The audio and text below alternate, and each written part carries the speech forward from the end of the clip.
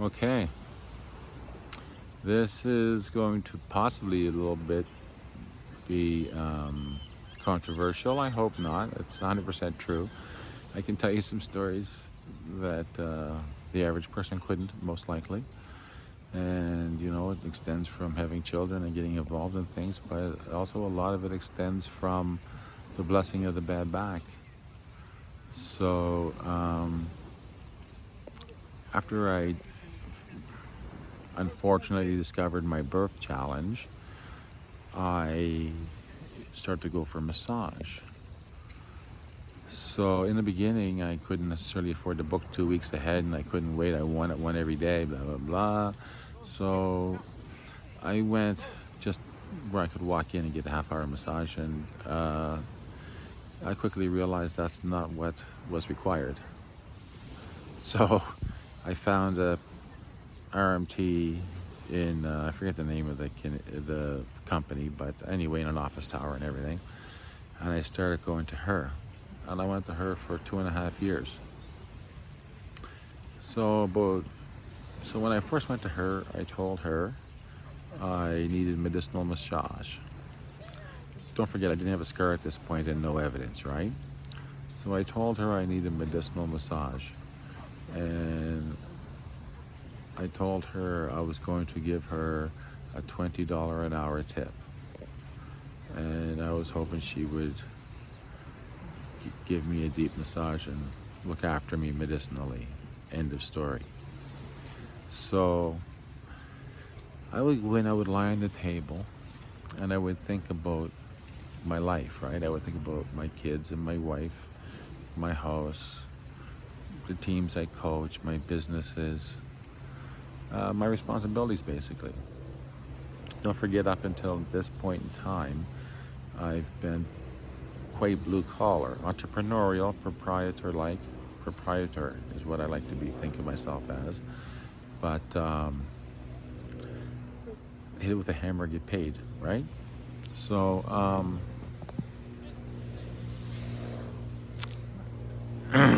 I lie face down, and I think about all my responsibilities. When I turn over on my back, I talk about them.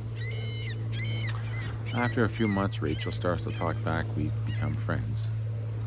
So about 1.75 years in, or 1.5 years in, whatever it was, 2 years in, I lie face down on the table, and my life is, well, my desk was clear. I didn't even know about clearing your desk, right? Never heard of it, or maybe I heard of it in passing or something, but don't be bringing that crap around me, right? So, God bless, man. I'm telling you, you don't know what you don't know. That's what you learn. So,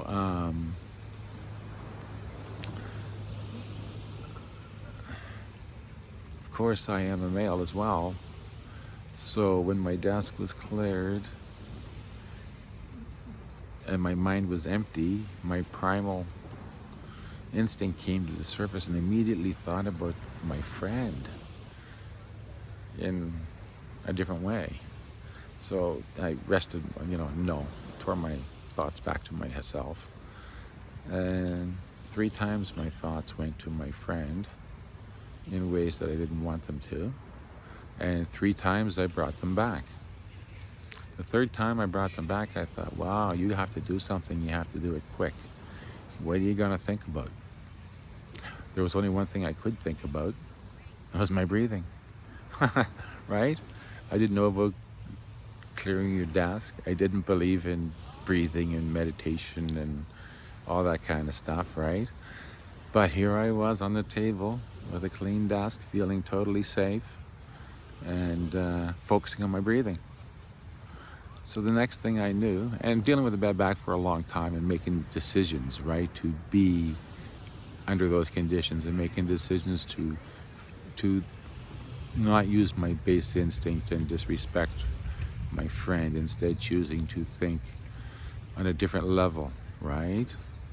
So the blessing of the bad back, right, is what it is. So the next thing I know, she was violently shaking me and telling me to breathe. Breathe, Mark, breathe, breathe, Mark, breathe. And then she's saying to me, where were you? Where did you go? And I told her, I said it was nowhere. said it wasn't here or there or black or white or now or then. I said it's just nothing. Later, when I told some Buddhist friends this, I saw the way they looked at me and all that, so I did some research. Turns out that's exactly what happens when you transcend. And for the next 2 years, I was having a discussion with myself, how can I be nothing? What is nothing? And then I understood that it was no thing. So there's room for your essence. I got invited, right? Because I was living a certain way and believing a certain way, I got invited to the collective consciousness, the transcendence. And I realized that was no thing, nothing. Nothing is what I first said. It took me some time to realize no thing, because no thing, like you said, leaves room for essence. And then for 2 years, I was going over the no thing portion of it. And then it came to me that I am no thing and I am everything.